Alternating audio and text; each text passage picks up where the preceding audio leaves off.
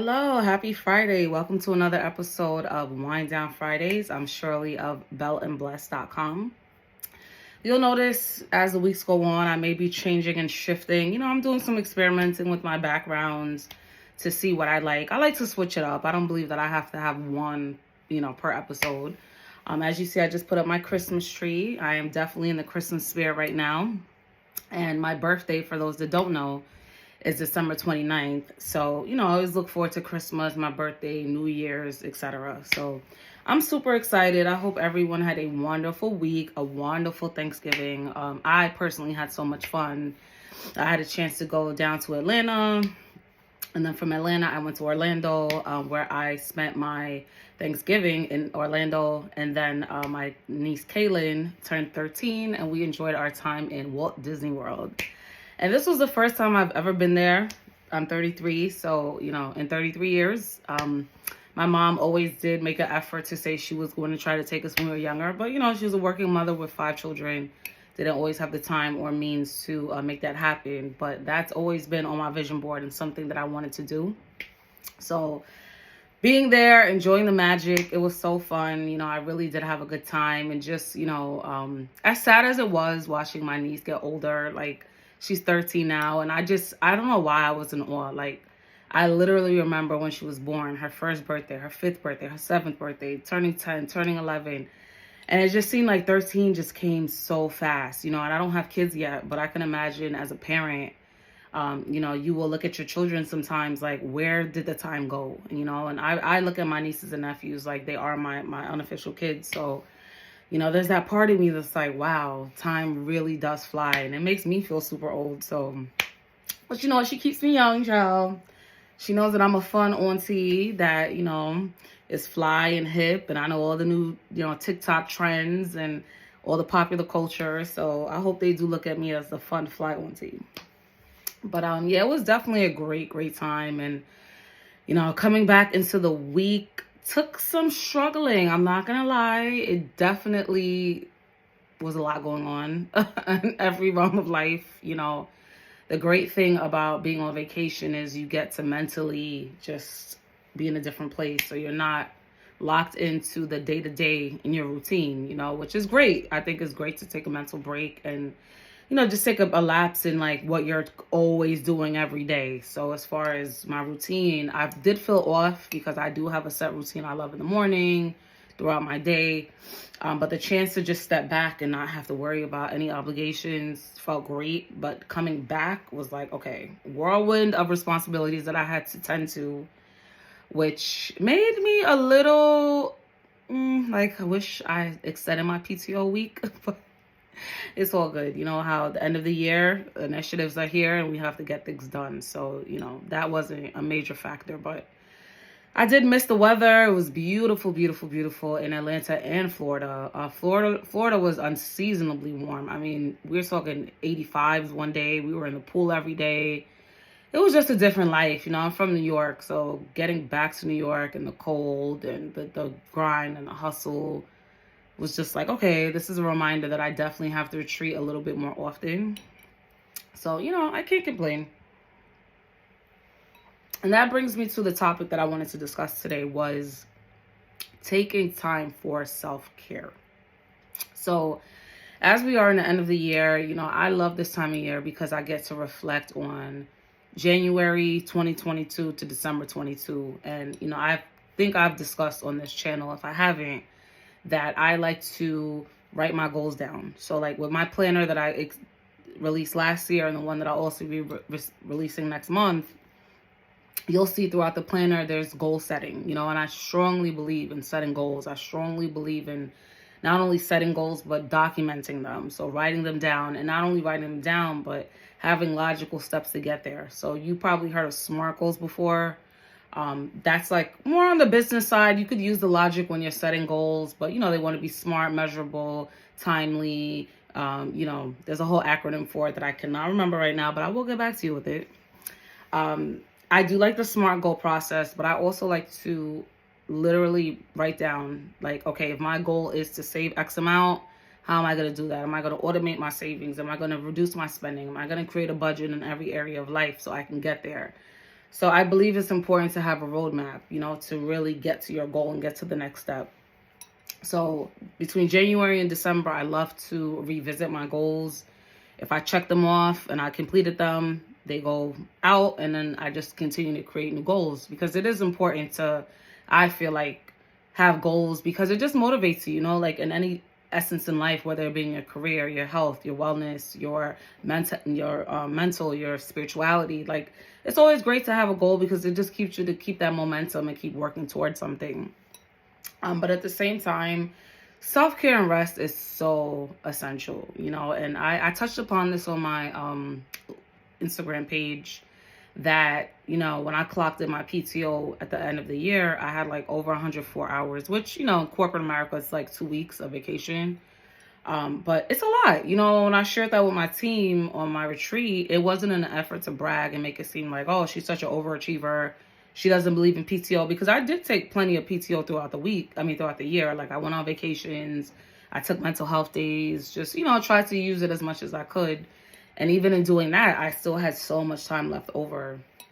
And I think that was just a reflection of working hard, of course, always putting, my work at the forefront. My department that I was in previously was a very, very busy department, where it was metric focused and outcome focused, and, just a lot of very serious work, that your time being there is crucial, So the time that you spend away, you sometimes lose, because you come back to just more work. And that's always tough, because I feel like I believe 100% in work-life balance. I will be the first to say that. As far as work-life balance, I definitely feel like I make it a habit to keep a balance between work and, personal, especially because I work from home. And I feel like when you work from home, it's so easy to blur the lines. I feel like you work a lot more when you're working from home, because you're always on. So, in the essence of saying, like, being an overachiever and working hard, I believe in that, but I also try to have a balance. But I just think in self-care that moving forward, like, I just want to take more time for myself, and take more time to do things that make me happy, whether it's a mental health day, whether it's taking a staycation, where I just, literally take a staycation, just schedule a time where I'm home and I'm, taking care of personal business, or taking care of anything miscellaneous, but I'm away from work. Vacations, staycations, solocations. Like, my number one thing on my bucket list is to take a solo trip. I was going to do this about 3 years ago when I turned 30. And things didn't really plan out how I wanted to, but I definitely do, like, in the next maybe 2 to 3 years. Even if I'm in a relationship, I want to find time to take some time for myself, like maybe take a solo vacation and just get back into my energy and my spirit, just reconnect with Shirley. And I think that's so important. And, for those that don't have the luxury to go on an actual vacation, I feel like on a day-to-day, there's so much you can do to pour into yourself, into your self-care, So for me personally, I always say that I wake up in the morning and I have a morning routine. So that includes prayer, includes devotional, includes listening to, praise and worship music, hopping on social media, posting my, positivity and motivational, memes, videos, etc. on my personal Blessed and Belle Instagram and my personal page. So that's just my routine. That's what helps me in the morning. It helps to put that positivity in my brain and help me to deal with anything that I'm going through in the day. But it could be even outside of that, if that is not your routine, just finding 5 to 10 minutes to meditate, finding 5 to 10 minutes to pray, be grateful, to maybe journal your thoughts and what you're going through, to take a walk. Like, oh my gosh, I remember, like, spring into summer, mental health walks were everything to me. And this was a time at work where I was in that audit season, so it was a heavy workload. And my VP actually suggested it one day on a call. She was like, I suggest that everyone take time to take breaks throughout your day, to take walks. Like, we're home, stretch your body, get your mind flowing, so you're not just like in front of the computer for X amount of hours. And I always did that before she said that, but her encouraging it just made me feel so great, and it does help that I work for a great company. It is an awesome company. I really like the culture. I really like just everything about the company, but that, just helped me to reinforce, like, wow, she recognizes how important it is. And Mental health walks, I would just literally walk for 20 to 30 minutes, just walk around my neighborhood, the track, come home, and like my mental clarity, I feel like was so much better because not only am I in nature and I'm just like the ideals would be flowing, you know? So it's like anything I'm stressed about, anything I'm worried about, whether I would say a prayer while I'm walking or just be on my phone, on social media, listening to a podcast, listening to music. Something about being in nature, the sun, like it's just so great for you. You know, it's good to get that natural vitamin D out. So if you do have the opportunity, maybe take a mental health walk, maybe phone a friend, a family member, just check in with a loved one, listen to music, listen to a podcast. I think it's just so crucial to have time for yourself because, we pour into so much throughout the day. And I feel like as a woman, as a boss babe, that's my thing. Love being a boss babe and I love being around women that are like influential and work hard. But being a boss babe is not always easy because you wear so many hats. So at work, you might be like a corporate executive. And then at home, you're a wife, you're a mother, you're a partner, you're a sister, you're a friend. You may be in like social organizations. You may, sit on certain boards. You may volunteer. Like I've just listed about 10 different things, and that is just one person. So if you look at all of those, I look at it as a cup. It's like you're pouring here, you're pouring there. Look at this cup. Like this is a pretty standard, nice size cup of wine. So imagine all of those things I just said, and it's like 2% each one to get to that 100%. So you're pouring, you're pouring, you're pouring. It's like you're at the top of all those things, but where's that time left for you? Where in that 100% is it the time to say, I'm taking this time for me to check in with my mental clarity, to check in to be sure I'm okay? Because I know for a fact when your cup is not full, it's hard to pour into others. In the same way, when you're not happy, when you're not your best self, that it's hard to show up for others. It's hard to show up as your best self when you're just not mentally in a great space. So I think as women, it's very important for us to put self-care at your forefront. And I even look at myself, like my mother growing up always said, like when you get paid, hair, nails, eyebrows, toes, do something. And that should always be like the first thing that you do is take care of yourself. Like look pretty and just do that one thing for yourself. You worked hard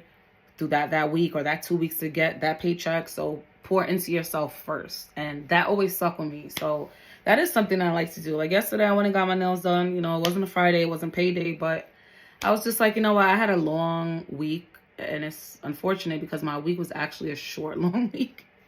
I went back into work to Tuesday. It felt like I was there since Monday, but yesterday I was like, no, I'm going to get my nails done. I'm going to, I hope you like it. I love the color.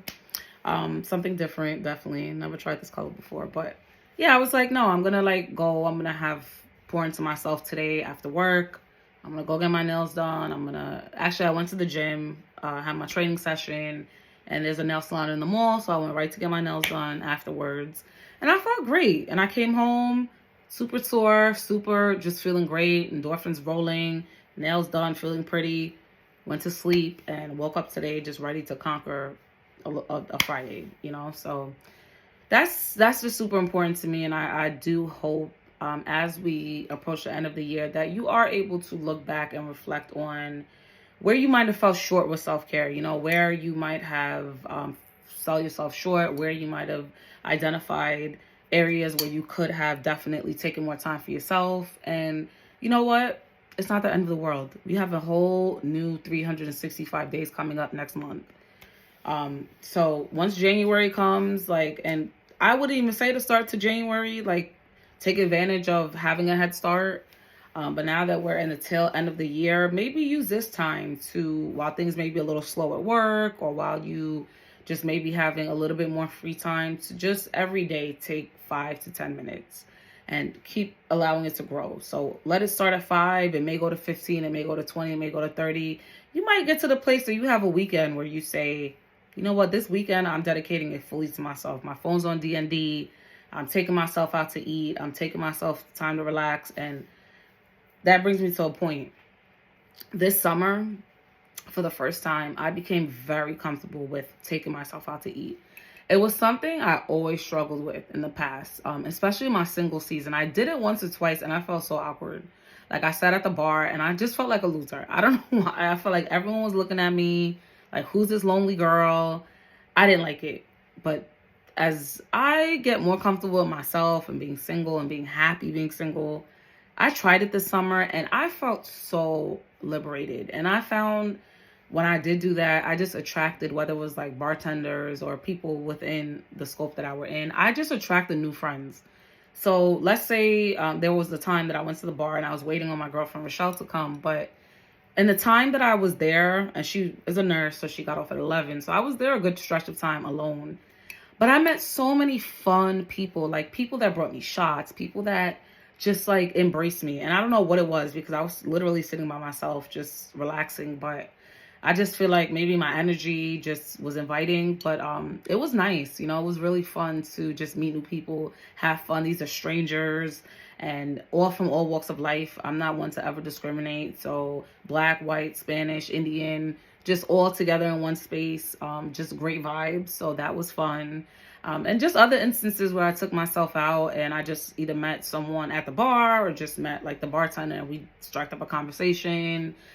So that just made me more comfortable to continue to do that. Like, I definitely have friends, family, anyone. If I really wanted to enjoy someone's company, I have the option. But when it comes to that self-care, that peace, that time to just pour into yourself, I think it's important. So I started to make that a practice and I loved it. So I do encourage you, if you're a single gal like me, single auntie, who wants to embrace some self-care, some time off, just relaxation. Those are great starts. And I would love to see, anyone that takes one or two suggestions that I have, or if you even have your own, to comment and just let me know how it felt when you did it. I would love to see if you align with how I felt or can bring new insight and perspective. So that's always, great to hear other people's experiences and how they feel. So yes, that is my check-in for the week. I'm still on the Cabernet Sauvignon from Yellowtail. I have not finished it. So I don't have a new wine to introduce this week, but I do estimate next week I will try something new. Shout out to my cousin who sent me a wine store actually in, I believe it was Brooklyn or Manhattan, which is Black owned. So I do want to connect with them and possibly go in there and do some interviews and bring some spicy new things to this channel. As I said, it's ever changing. This is only the beginning. I, definitely foresee it to go to greater lengths. But I always really do appreciate all those that like tune in, who leave really great comments, subscribe. My subscribers have grew. So I'm definitely excited about that. And I just welcome and thank you so much for the time that you take to come and wind down with me. It's always fun, always great vibes. So I do want to just end off by saying two things. I am making an effort to read more. So I am reading this book called A Champion's Guide to a Growth Mindset. And I'm really excited to get some gems from this book and share them on this platform. Also, I have my card deck that I discussed last week. And this one that I pulled today says, "Today I will learn and grow." And I am proud of. So this is how the front looks. And this is how the back looks. So today I will learn and grow. And as I, stated, I am reading that book about having a growth mindset. I am learning to get into a more growth mindset type of thinking different about things, and just trying to be consistent and work toward my goals. But one thing that I'm proud of, I will say, is my resilience. Throughout this year, it has been a great year. I will preface it by saying that it has been an amazing year in so many regards, within my business, within my career, within my health, my mental health, my happiness, my joy. Definitely has been great, but I've had challenges, and I think that's the beauty of life, is to be able to have a balance and know that the good outweighs the bad.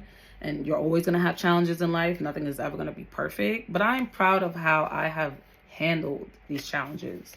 I have not allowed anything that I went through this year to stop me. It hasn't deterred me. It hasn't wrecked anything that I had going on. It just literally was either an obstacle or a roadblock, and I prayed my way through it and always knew that I was going to become better on the other side, and it worked.